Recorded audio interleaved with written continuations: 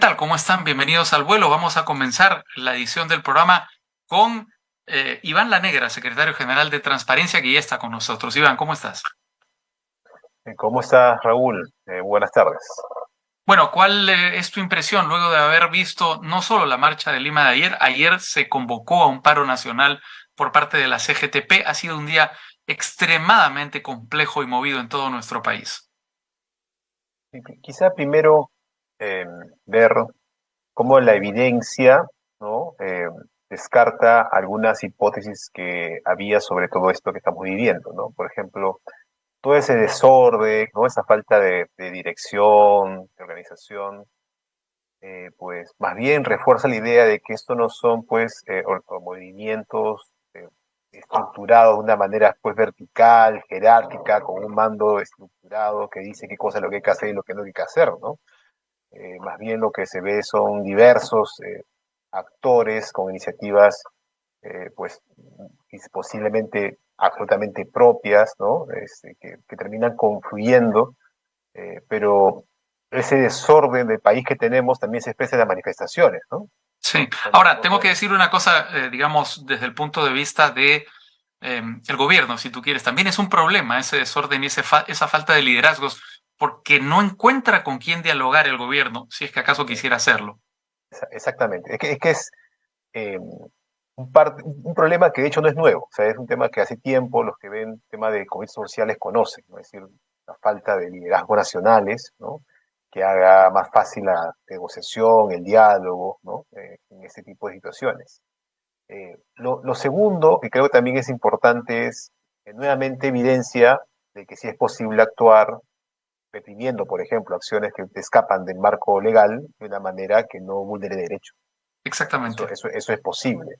Sí. Igual ha habido incidentes, ¿no? Puntuales de personas que señalan de que la policía se excedió en el uso de la fuerza en determinados momentos, pero en ningún momento me parece, por lo menos lo que hemos visto, eso ha implicado poner en juego la integridad, la Sí. vida de las personas. Bueno, Entonces, según los informes de la policía, no se han producido heridos graves. Ha habido un número importante de heridos, ninguno de ellos en condición grave. Y sin duda lo más importante en Lima ha sido que no ha habido ningún muerto.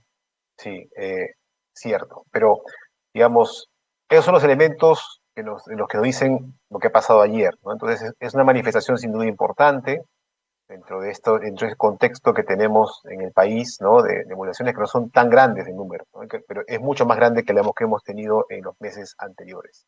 Lo otro es, creo que veamos el campo político, ¿no? El campo ya de lo que es la reacción del gobierno, su discurso, su propia narrativa, ¿no? Eh, Creo que estoy de acuerdo con lo que señala sobre que hay una desconexión, ¿no? Entre lo que se ve sencillamente en los medios de comunicación, ¿no? Uno ve el televisor y ve lo que está pasando y el discurso de que todo está controlado, ¿no? Hay una disonancia tremenda, ¿no? Evidentemente sí están pasando cosas y sí es evidente que hay elementos que el gobierno no controla, ¿no? Lo Ujú. segundo, efectivamente hay un énfasis enorme y yo no entiendo por qué el gobierno está digamos, contribuyendo a ello en una división Lima, el resto del país, ¿no? Entonces, esa creo que es un juego, digamos, político muy peligroso, ¿no? Porque, Ahí yo creo que tiene un papel importante el premier Otárola. Esa es una opinión personal, porque ha sido el premier Otárola quien ha dado declaraciones del tipo no invadirán Lima. Es decir, planteando efectivamente prácticamente la existencia de dos Perúes, ¿no? Es decir, mientras las protestas se mantengan fuera de Lima, todo está bien. Mientras Lima no se vea afectada, no hay problema. ¿Por qué? Es decir, ¿por qué de alguna manera Lima merece un tratamiento diferenciado del resto del país? y digamos, hay diversas explicaciones de eso, ¿no? Pero por lo menos en el corto plazo pareciera de que su poder residiera solamente en Lima, ¿no? Claro. Y de hecho, cuando hace referencias como, por ejemplo, la policía, quiero felicitar a la policía de Lima, ¿no? No el resto del país es su sospecho, ¿no? Entonces, es una situación en la cual creo no se están colocando las cosas en su debido lugar. Y la otra cuestión que me chocó, y que tengo que decirlo, ¿no? Del mensaje fue empezar no haciendo como hizo, por ejemplo, el ministro del Interior, una expresión de condolencias, ¿no? Por el peruano fallecido, sino empezar felicitando a la policía, ¿no? Sí. Lo cual me parece que es una forma terrible, ¿no? para luego buscar aquello que también estaba incluido en el mensaje, que es decir, vamos a intentar buscar el diálogo.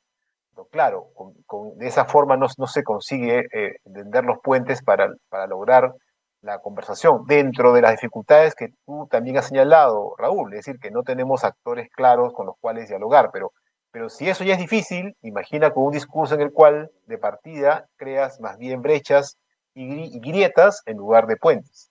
Sí, ha sido un discurso claramente contradictorio, confrontacional, como lo hemos mencionado, pero que, como dices tú, ha sido, digamos, chirriaba claramente cuando lo sobreponías a la realidad. Es decir, no es verdad que la cosa esté bajo control, no es verdad que el gabinete sea un gabinete firme, es un gabinete que ha cambiado 3 veces de ministro del Interior, le han renunciado ministros, ha tenido muchísimos cambios en el poco tiempo que lleva el gobierno de existencia, el gobierno de Dina Boluarte. Entonces yo me pregunto, ¿por qué insistir en una narrativa que está tan claramente disociada con la realidad? Es decir, el gobierno no comprende, la presidenta no comprende que eso merma su autoridad. Quizás sí, pero hay dos posibilidades, ¿no? Creo yo. Una es que es profundamente débil, muy precario y no ve otra opción, o sea, sus capacidades no dan para ver más, digamos, eso es todo lo que expone. Y la otra cuestión, que también es probable, no es que tenga presiones, ¿no? De actores que le señalan, oye, no, o sea, sigue por ese camino, que nosotros te vamos a apoyar, y Ya. demás, ¿no? Pero creo que Pero ese camino le está llevando a la asfixia, ¿no? Es decir, sí, es que es un círculo vicioso, ¿no? Porque conforme te empecinas en ese tipo de estrategia, las posibilidades luego de salir son cada vez menores, ¿no? claro, De lograr una salida se vuelve cada vez más costoso. Y claro, imaginémonos pues en diciembre, ¿no?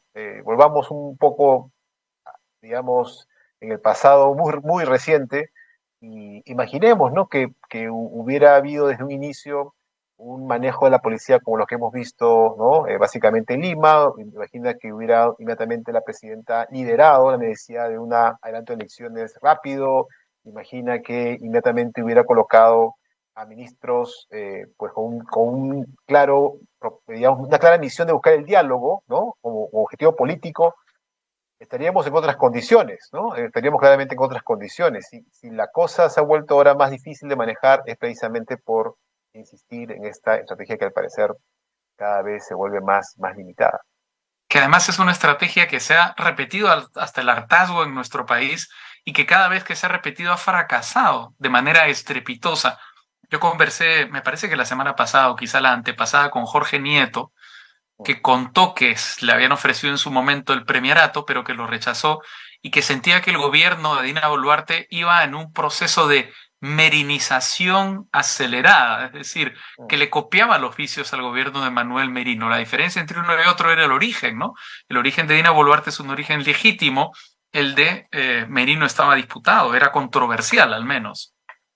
Y ahora, no, digamos, siendo honestos, es cierto lo que se dice sobre la situación terrible que produjo con el brevísimo gobierno del expresidente Merino, digamos, no tiene eso claro, pero ojo que es una tendencia que viene de todo el siglo XXI, ¿no? En el Digamos, Perú dices, claro, mira lo que pasó en Bagua, mira lo que pasó en varios comités sociales, en donde hasta que ya, digamos, la situación era casi de colapso, los gobiernos no corregían, ¿no? sí, Y sí, no, luego, no quería decir que Merino era el único, sino que era parte de una cadena, a eso me refería justamente. exactamente, estoy de acuerdo, estoy completamente de acuerdo. Y creo que la razón por la cual se empecinan en estos caminos y lo que tiene que ver, ¿no? Con una concepción del mundo en donde eso se ve como la forma natural de ejercer el poder. Creo que es un problema que además se está extendiendo a muchas personas que yo creo que antes digamos, no asumían eso como un discurso público, ¿no? Que es Ajá. que orden es igual a coerción, a uso de la fuerza, ¿no? Esa es la única manera de conseguir orden, y que cualquier otra forma es una manera ineficaz, inútil, porque no logras, como se dice, imponer la autoridad, ¿no? Esto del principio de autoridad, ¿no? Que es un elemento que normalmente, más que principio de autoridad, suele ser el principio de la debilidad del Sí, gobierno y de su incapacidad para enfrentar los problemas del Estado, ¿no? un poco la idea de que la inteligencia es de débiles, de cobardes. Exactamente, que el diálogo he escuchado hace poco a una persona que inclusive ejerció puestos públicos, ¿no? Diciendo que el diálogo es una cosa inútil, ¿no? Que es una cosa de gente ingenua que cree que así se pueden resolver los problemas, ¿no? Mm, Y la experiencia nos demuestra que inclusive en las situaciones más duras y difíciles en la historia digamos, no solamente del país, sino en la historia universal, los esfuerzos de diálogo han sido siempre posibles, inclusive en sí. situaciones tan dramáticas como guerras, ¿no? Digamos, y que usemos además este discurso bélico, ¿no? De la guerra como un elemento que quiere explicar las dinámicas en el país es terrible, ¿no? Y creo que lo único que hace es ahondar más las grietas que ya existen, ¿no? Sí, porque además también parte del menosprecio de la gente que no es de Lima, ¿no? Hay que decirlo con claridad. Sí, claro, ¿no? La discriminación, el racismo, ¿no? Son elementos que nos acompañan, pues, por nuestra historia por siglos, ¿no? Ahora, es claro de que durante las últimas décadas ha habido un esfuerzo, por lo menos, creo yo, bastante exitoso de ir, digamos, reduciendo la presencia de ese discurso como un arma pública. ¿Ya? O sea, la gente, digamos, se cuidaba de no hacerlo de una manera abierta, pero Raúl, las últimas semanas hemos visto que todo el mundo expresa con casi sin ningún problema palabras que habíamos pensado ya, ¿no? Por lo menos en el ámbito público, inaceptables, ¿no? Refiriéndose Mm. al conciudadano como el enemigo, el indio enemigo, el indio que viene a, ¿no? A invadir, ¿no? Una cosa, pues, que en verdad creo que es algo que tenemos que, más allá de esta situación concreta, reflexionar que es algo que nos puede llevar a problemas más serios en el futuro cercano. Ok, para terminar, Iván, este es evidentemente un discurso, el discurso al que nos estamos refiriendo de un sector muy radical de nuestra sociedad. La sensación es que los sectores radicales de nuestra sociedad están llevando las riendas del país ahora, están enfrentándose. ¿Dónde queda el Sí. centro? ¿Dónde quedan los argumentos? Sí, bueno, esto es, a ver, es una discusión ya más política, digamos, casi ideológica. Primero, ojo, que no hay que olvidar que el radicalismo está en izquierda, está a derecha, hay varias posiciones radicales, que creo que su elemento clave que los identifica en el caso peruano es su creencia de que la violencia es un camino legítimo para obtener objetivos políticos. Creo que Ujú, eso es un tema el cual hay que combatir. Digamos, los puntos, digamos, los centros deberían ser en este contexto más bien actores que rechacen eso, que abiertamente sostengan un discurso democrático en sentido no solamente del respeto a las instituciones, ¿no?